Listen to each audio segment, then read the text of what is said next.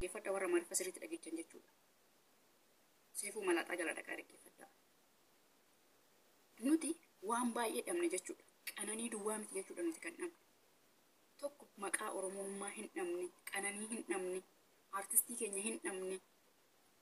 Innis immooyyuu bakka baay'ee madaa jechuudha. Sammuu isaa hin dhabe, maqaa isaa hin dhabe, haadha manaa isaa hin dhabe, dhala isaa hin dhabe.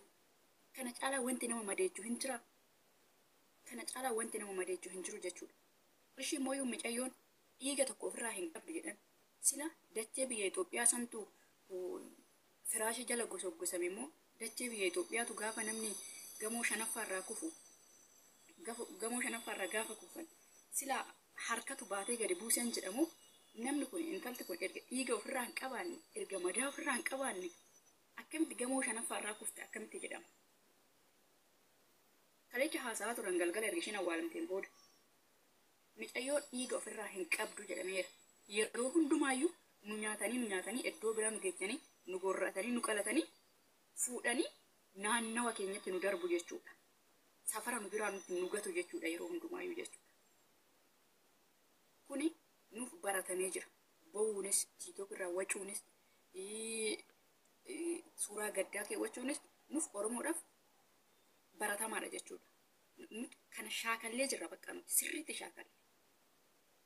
Kun hin darbaa ammas abbaa biraa dabaree eeggannaa jechuudha. Abbaa dabaree rabbi beeka malee qooyina fixadha. Waggaa kuma naasa waan ta'eef abbaa dabaree rabbi beeka malee dabaree eeggachaa jirra ammas bo'uudhaaf. Dabaree eeggachaa jirra ammas suuraa gaddaa keewwachuudhaaf. Dabaree eeggachaa jirra ammas tiiktook irratti walitti qabamnee wacuudhaaf. Dhala kana mara nama kana mara dhabneetii miti bee warri Amaaraa bee feeban du'aa waggaa tokko kaasanii mirga isaanii kabachiifatanii nama ishii ajjeesallee itti farachiifatanii haadhalleen gondorii fidanii finfinnee itti mana kennisiisaniif jechuudha. Kana hunda kan godhe immoo dhiibbaa tiiktook irraati. Oromoon garuu har'aaf boru bichaa haasofti. Har'aayyuu namni hedduu irraa haasa'aa hin jiru jechuudha. Akka kalecha tiiktookiin wal hidhee wal tacanaannaqee awwalatanitti har'aayyuu hin jiru jechuudha namni waa'ee isaanii haasa'u. Bor Oromooni waa'ee hudduu taasofti jechuudha. Waa'ee nadheenii haasofti jechuudha achi garagaltee. Kanuma kan Oromoodha. Dhiiga eenyu baafannee beekne nuti. Dhiiga eenyu. Kun salphina nuuf. Dhugaa dubbachuuf taanan. Saba akkana guddatee akkana xiqqaate Oromoo malee argee hin beeku. Dhiifama kabajamtuu Oromoo dhiifama guddaa. Garuu dubbiillee afaanitti qabee dhiifama narraa taata. No, rakkoon qabu xumureen jira. Itti fufi xiqqoo sagalee itti dhiyaadhu sagaleen kee fagaata ishee Abdalla.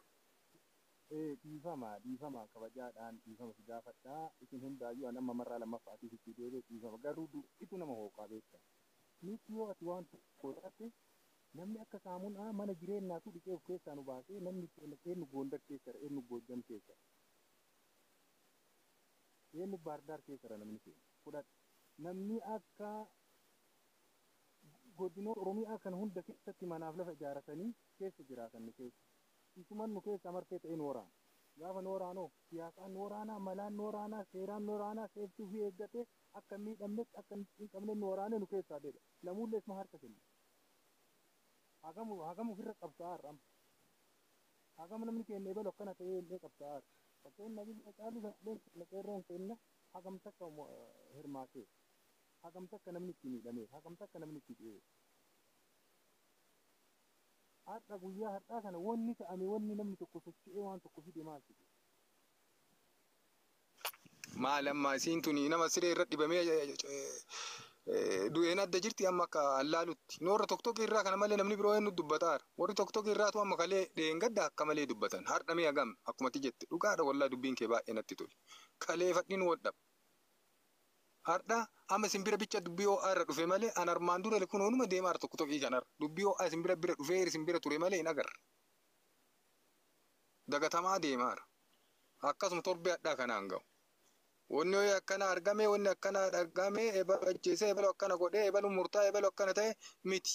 Hundeemmaa waan kana fidee namni keenya koree na caaluu irraa qabatee tanarraa qabatee sanirraa qabatee kaan irraa qabatee ka dhufurraa qabatee nutti hundaa'ee deemuuf kun yoo hiddi isaa cite barbaachisa.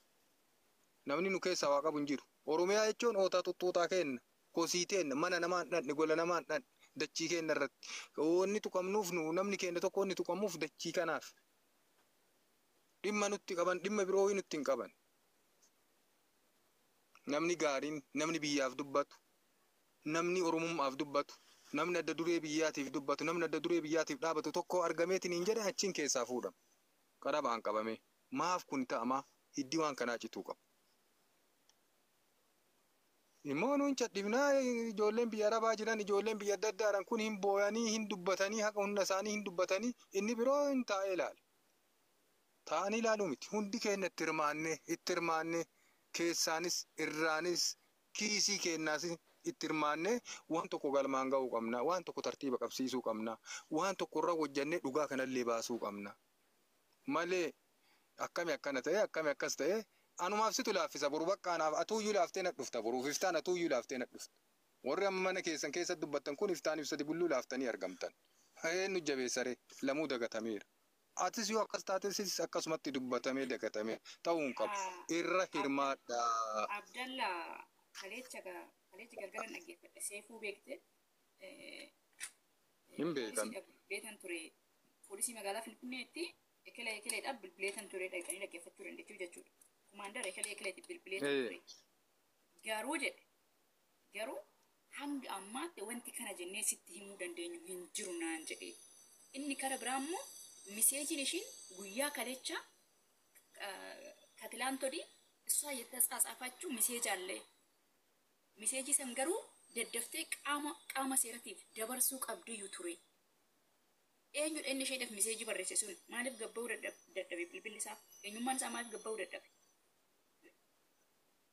Inni qananiidhaa miseejii barreesse sun eenyudha? Kuni olola sobaati. Ololli sobaa maaliifuu waan godhu? Ololli sobaa qucee hin dhoofu. Ololli sobaa fooqii irraan darbin. Ololli sobaa makiinaa keessatti hin darbin. Ololli sobaa meedaa keessatti hin jissin. Dhugaa isa olola sobaa fuunee ittiin deemuu hin qabnu. Isuma isii jisse san olola sobaa miseejji maal isii godhu? Miseejji akkuma miseejji isiin kuma barreessite miseejji dhibboo barreessite yoonnis barreesse isiin barreessite wanna wayii dhugaa irra ganii Oromoo illee tasgabbeessuu qaban. Ofiillee tasgabbaa'uu qaban. Miti Abdalla miseejji marbee kana akka waan doorsisaa natti fakkaatee jira akka inni jedhetti. Hin ba'uure maali eegan ba'uure? Hin baasaniire yoomin eegan? Kanaan hin jedhu isa kana miti. Hin baasaniire. Miseejii sassilaa qaama seerri ilaallatuuf dabarsitee laachuu qabdee ture ishiin jechaa ture seefuun afaan isaatiin. Dhaga'eera.